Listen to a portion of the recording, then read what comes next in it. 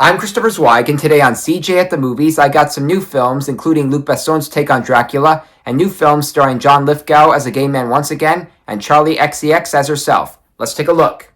Our first movie is Luc Besson's take on Dracula, and it promises you some impressive set designs and Danny Elfman's haunting score, but it doesn't promise you anything else. Caleb Landry Jones reunites with the director from Dogman as Dracula, who was once a 15th century prince, renouncing his faith in God after the death of his wife. 400 years later in Paris, at the brink of the French Revolution, he continues his journey to find the woman to resurrect his wife, and to do that he has to wear a magic perfume that makes women attracted to him faster than they would be attracted to Timothée Chalamet today. Christoph Waltz, who is just in a much better and more remarkable monster movie Frankenstein, plays a Van Helsing priest who must eventually assemble a team to help him end the vampire's reign of terror, and Zoe Blue plays both Dracula's love and the woman who resembles her.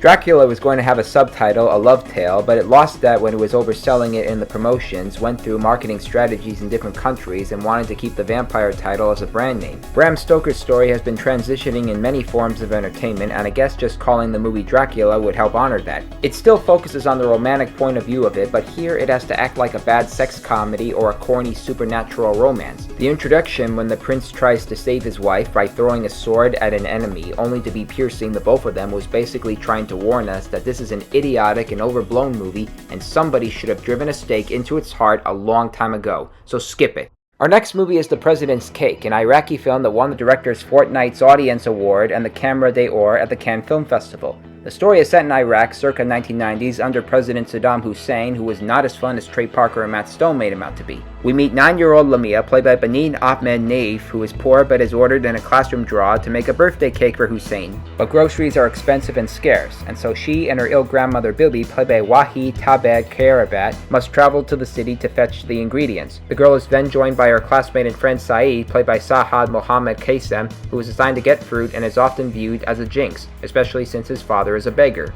In an overwhelming manner, the kids have no money and struggle to barter, and therefore they have to deal with one jerk after another. It would take a miracle to find a saint in this city. Written and directed by Sahan Hadi, whose background includes short films like Swimsuit in Eden, the film takes a simple idea and uses it to represent a time and place. And these names, whom we've never heard of before, are played authentically and brilliantly, so see it.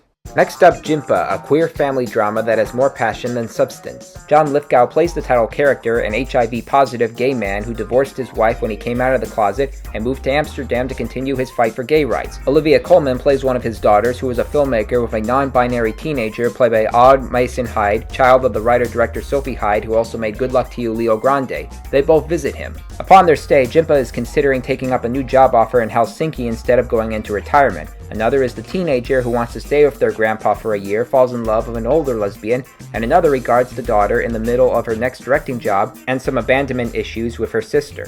John Lithgow is a straight actor who can play gay or transgender characters without offending anyone. In fact, he can play them with passion and understanding. Think about how he played a gay man in Love is Strange, and how he played a transgender in The World According to Garp. And in Jimpa, he plays a gay man with views on different kinds of sexuality and a family impacted by him. But the movie is only good for the passion. We have characters who deserve a fresh character study, but their scenes are set on repeat as they have their conversations, have some fun in Amsterdam, go through sadness, and back to conversations again. This is an underdeveloped movie that doesn't really tell a story, so skip it. And our last movie is The Moment, a mockumentary with Charli XCX as a fictionalized version of herself and the success of her hit single Brat. It's not gonna beat This Is Spinal Tap at its own game, but it does have a lot of style and attitude that the singer specializes, and it does speak about the music industry in terms of its promotions and pressures, and it's obviously much better than Hurry Up Tomorrow, which was that infamous cover version of The Weeknd's album of the same name. Charli is in the process of keeping the Brat summer fad going, and having a concert film is the record label's best bet, so they have a patronizing filmmaker played by Alexander Skarsgard trying to tone down the flashes and adult themes a bit. But the singer herself is dealing with the pressures of it all, and even at a lavish spa, she can't find her serenity.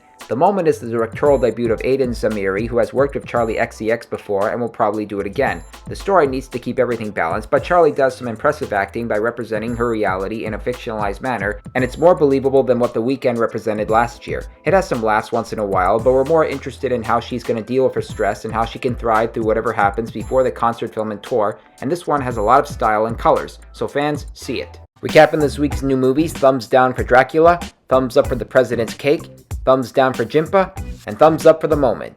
Well, those are the new movies I'm reviewing this week. I'm Christopher Zweig. Stay safe, and I'll see you at the movies.